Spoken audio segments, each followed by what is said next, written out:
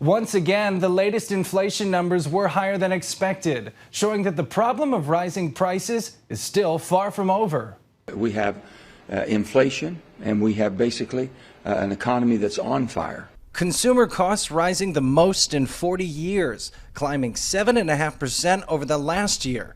Two of the most important categories saw the biggest increases at the pump, with gas up 40%. And at the grocery store, food prices also rising sharply, with some items going up by double digits. I haven't driven a car in 3 years, but friends of mine call me that tell me they don't want to come into city no more because the gas prices are through the roof.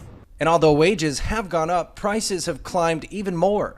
That meant real wages actually fell by 1.7% last year. The president acknowledging the problem, using the latest numbers to once again try and sell his spending plans. Inflation is up.